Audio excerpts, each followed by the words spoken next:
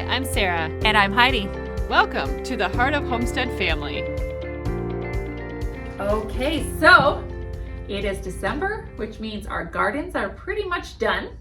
Pretty much. I was still out harvesting yesterday. Yeah? Yeah, arugula, spinach, lettuce. We're getting that off of the box. Nice. But yeah, pretty much everything is. Yeah. I was looking at the kale under the snow. I'm like, I don't know if I'll be able to get another harvest out of you or not. But and I just did harvested the beets a couple weeks ago. Nice. And pickled up a ton of beets. Well, my mom pickled up a ton of beets, which was wonderful. Nice. Thank you, Mom. Yeah. Yes. Yeah. Actually, and we've had so much snow though that yesterday when we were harvesting, we had to pull tarps off the veggies because they were outside, and the snow was so heavy. I had to take the truck and pull the tarps with the truck because I couldn't lift them. Yeah, and that's not normal for us in December to have a decent amount of snow. Yeah. We'll get a little bit of sprinkling, it'll melt the next day.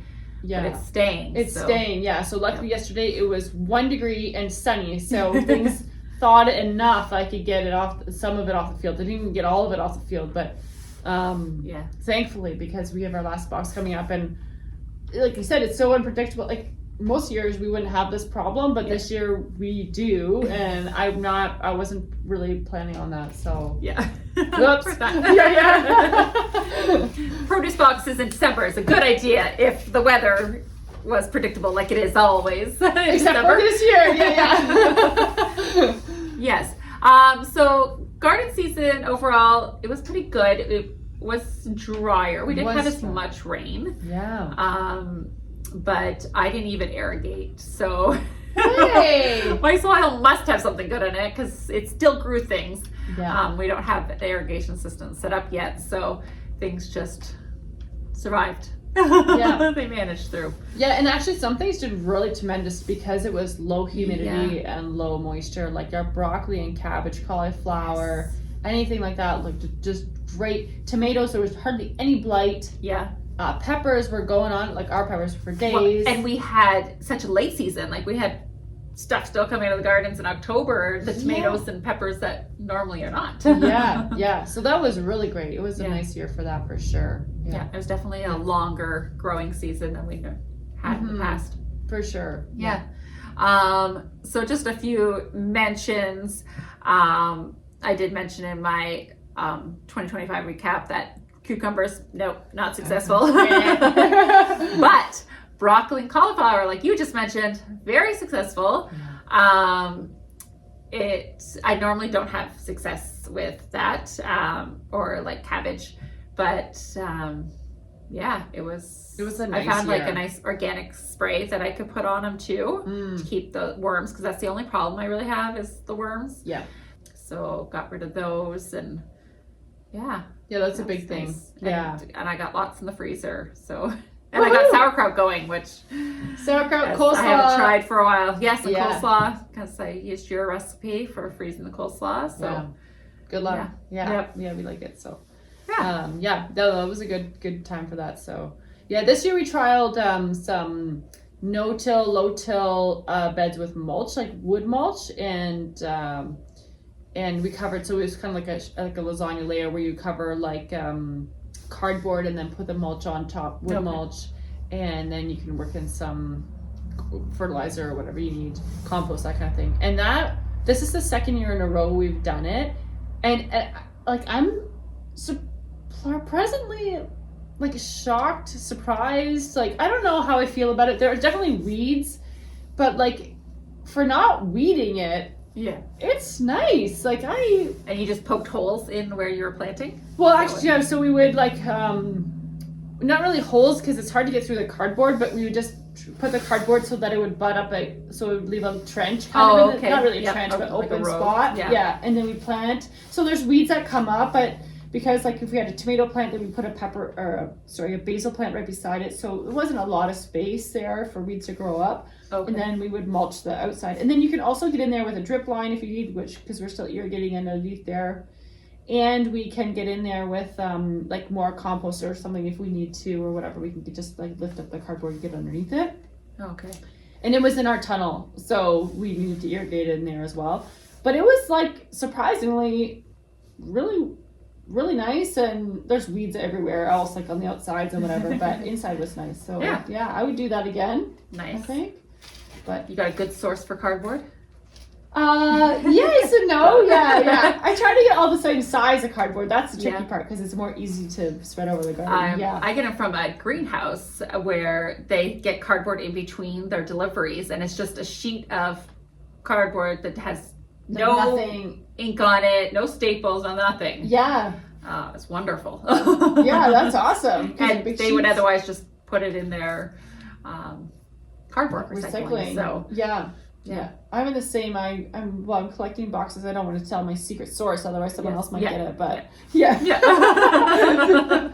those sources safe. But similarly, they just throw them in the compost in the recycling because they have no home for it. So it's really unfortunate. Great way to reuse that, and it mulches down into the soil. And That's really nice. So peppers, we mentioned, did really well, and I planted a lot of different hot peppers, and this was the first time I took my chili peppers and freeze dried them and mulched them up for in stuff, and I've been adding it to food for the chickens too. Nice. They're immune to the heat of it in like eating it, but their body still warms up and their feet warm up, so it's great on really cold nights. So it's nice to be able to grow something that is helpful to them. Yeah, big time. And a lot of sweet peppers. So I did a lot of sweet pepper stuff. And even like normally it takes forever for them to turn red or orange. But this year, no problem turning red. So means I could do all the like red pepper jellies and stuff that needed the red peppers. Mm-hmm. Potatoes, like root vegetables, did really well too. Yeah. I didn't plant enough carrots, but potatoes I did more than I've ever done, but still I need to do more. Potatoes are a tough one because you can use them up. Yes, quickly. You can. And I've started making homemade French fries more. So that's really good. Yep. But we had some potato grub in the ground. So potatoes would have little nicks out of them. So that's a tough one. I'm not a big potato grower myself, so I don't have any quick tips. We'll see. It wasn't hard for me because I just take that piece off. Mm-hmm. So not a bad thing. Yeah. We had a pretty big carrot fail this year, actually. Oh, yeah. They didn't get weeded in time? No, didn't get weeded. That was carrots. 2 beds did not get weeded very well. And they did. I shouldn't say that. There's probably an irrigation problem as well. Like they didn't get irrigated right when they got planted, and then the weeds come up, and then they don't come up consistently, and then you might as well scrap the whole bed because it's just not worth it. Yeah. So that happened twice. Oh no. So we don't have enough carrots either. Yeah. I did. I just didn't sell any carrots, so I saved them for myself, and I'm trying the in the bag in the fridge method this year to see how that goes. In the past, I've kept them in the ground covered with straw, or I've put them in dirt in the barn. So we're gonna see how this method goes. Yeah, it works for me. So hopefully you have good success with that.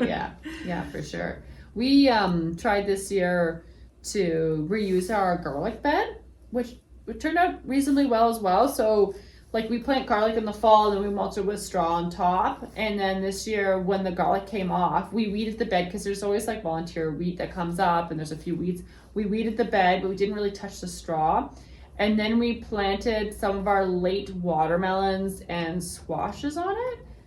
And it was really nice as a weed suppressant. Like it was a nice mat. Okay. And there's still weeds that come through. The straw is starting to break down, but especially when there's just establishing, that was a really nice period of time where there was no weeds, and they look really good. And then when the fruit comes off, when the fruit's ready, it's on the straw too, so it's not getting dirty on the bottom. So I thought that was really successful, and we'll do that again next year. Nice. Yeah, we'll try it. So but like I said, you do have to weed it, but like it's not.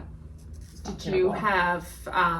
I had messaged you about this because I'm like, something's got my garlic. Yeah. Well, that was the leek moth. Yes. Yeah. Yes.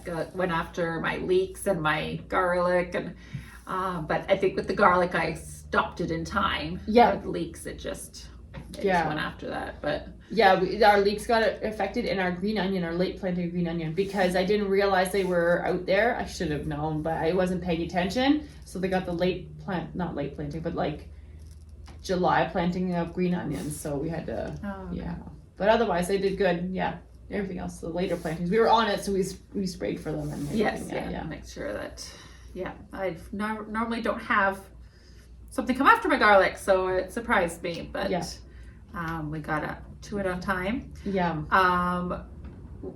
You grow strawberries commercially. I grow them in a smaller capacity, but I have quite a huge bed out there, but it's also an older bed. Yeah. It was time for me to replant. So I did last year. I replanted a couple beds, but because they were new beds and there was other important things to do, those 2 gardens didn't get tended to as much. We did weed them once in a while, but all of a sudden, like, you miss a few weeks and the weeds were horrendous.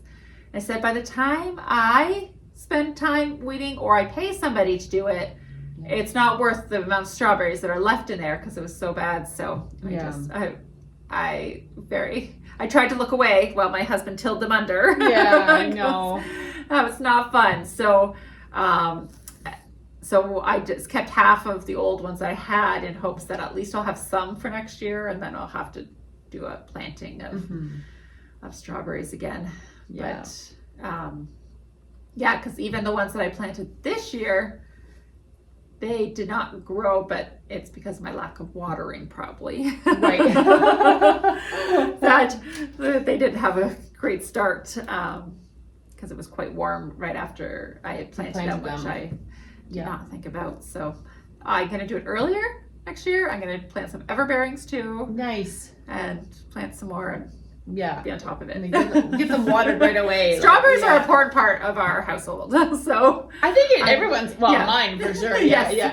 At least I have a source for strawberries until I can do it again. Yeah, that's a tough one. Yeah. It's not fun one to not have, but my orchard, which I have a lot of apples and peach trees and pear trees and cherry trees. Pear and cherry are still new, so they haven't given anything, but the peach last year had some. This year, so much peaches. Yeah? And I didn't spray or nothing. Wow. So, and they were beautiful. They were,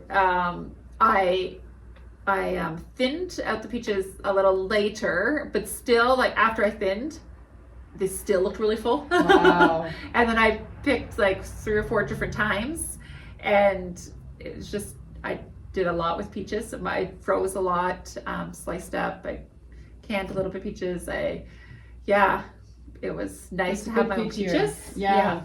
And then the apples, they're like, if you don't thin them well enough, then one year will not be as good as the next every other year. So I didn't thin as good last year because it's painful to It is. for how much they actually supposed to pull off. Yeah. So I didn't have as many apples, but I had quite a bit. But next year will probably be really good. Yeah. We're still processing apples off one of our trees right now. Like the Fuji's. Well, they're not on the tree, but we picked them and they're still in storage. Yes. But the rest of them are starting to they're starting to break down. So we made some applesauce recently, but yes, I've got a couple boxes in storage. I have to check on to see how they're doing. Yeah. But yeah, it's a good one. But that's great success with the peaches. Like, I don't know, I haven't heard of another peach year like in the recent past that's been so good for peaches. Yeah, some farmer down the road has like planted acres and acres and acres of peaches. So like normally they're not that great around this area, but there must be something. They are a certain kind of variety that's going to do well or something. Maybe, and the climate's changing. It is. So, one thing we did this year that was good, but also something we need to change in the garden is improving the airflow in the greenhouse, because we had a day where basically everything almost died. Like, it was a terrifying day, actually. Wow. Yeah, and I just my watering system's not quite set up quite right, and I had to have better monitors, the temperature monitors. So it got too hot in the greenhouse? Got too hot, yeah. Wow. So wasn't a good day. And it's partially human error, partially communication, partially, a whole bunch of things like that. So, we're at the stage now where it's like, okay, a few years ago, if everything died in the greenhouse, we'd figure it out. But now, like, if everything died tomorrow, I would be really sad. It's getting riskier. So it's like, okay, now we need to upgrade our systems to be able to accommodate for where we are in our business. And that's great. It makes more financial sense to invest in those kinds of things, especially for like underground watering systems, that kind of stuff. But also just realizing like you're not playing at the same, or you're not doing things at the same level you used to be doing. So upgrading your systems takes time and energy. Yes. So, but that was a big wake up call this spring to be like, okay, no, we need to change this. So, that's a must this winter is figure out our irrigation for next year to like everything would have been so much better. If you had the water. Yeah. But in the middle of the season, it's like, okay, you don't have the water lines, but then also you don't have the energy or the time to be able to bail water out to the plants. So you're stuck. Yeah. It's the wrong time of year to think about it. Yeah. You have to think about it early on. And then come fall, we had squash and pumpkins. Mm-hmm. My pie pumpkins did really well, which I love bringing that in and cooking those up and having them in the freezer for all future desserts. But my squash, I don't know how your squash did, but my squash was horrible. We had a reasonable crop of squash. We still got some out there. They're doing all right. We have been growing like slightly more hybrid squash lately. Like we grow open pollinated squash too, but hybrid squash too, and they seem to be doing a little bit better. So we've been leaning into that. And I've never grown enough squash actually. I've never reached my full capacity of squash. So I don't know. Last year I did, which is probably why I did so horribly this year, because last year I had way more than I ever needed. Yeah, and then you think like, oh, I never need to plant that many again. But then the next year you have nothing. Like, Everything I did plant failed. Yeah, we had a bad problem with aphids actually this year underneath our netting. Because we've switched systems so we're not spraying so much. Like with BT, we've been netting a lot more stuff, but the problem is there's not as much airflow through. So we've been getting more aphid pressure, and that's been terrible. So I'm trying to figure out what like the balance is there, and that's been really, I don't know. I haven't figured it out yet. If anyone knows, like, please let me know. All right, anything else in your gardens that stand out? Not really. We're continuing with our tomato trials, so that's always a big thing that we like to do. So, So it's growing different kinds of tomatoes, or different kinds of tomatoes, and then taking some seed, like moving from F2 hybrids to F3 hybrids, or like F3 crops, and that's been really fun, like experimenting with that kind of stuff. But you're playing the long game when you do that. So fun. But that's been really fun. So just like more pet projects, I suppose. But, other than that, it was a pretty good overall year. Like you got lots of stuff in the freezer. Yeah, lots of peppers for sure. And tomatoes and Tiny Tims. I never. Oh my god! I'm so successful with that, but I've been baking them up for the freezer, and I'm like, I'm just gonna throw them in everything. Me too. Yeah, so I still have to clear out a bunch of those because I need more room for other things right now. But I have a nice variety of vegetables. I would have liked to up my fruit game for the freezer. I should have a lot more fruit in the freezer, but I think for me, my family is still growing, so I don't really know how to gauge like what you're gonna need. We're gonna run out, but they were eating twice as much as they did last year. So, oops. Awesome. Alrighty, so I hope you had success out in the garden this year. This podcast is sponsored by Generations Marketplace and Learning Center. Come on and visit our farm from May to December, where you can find baked goods, seasonal produce, preserves, and other locally made items. Register for all kinds of life skill classes that are available for all ages. Visit our website at www.generationsmarketplace.ca.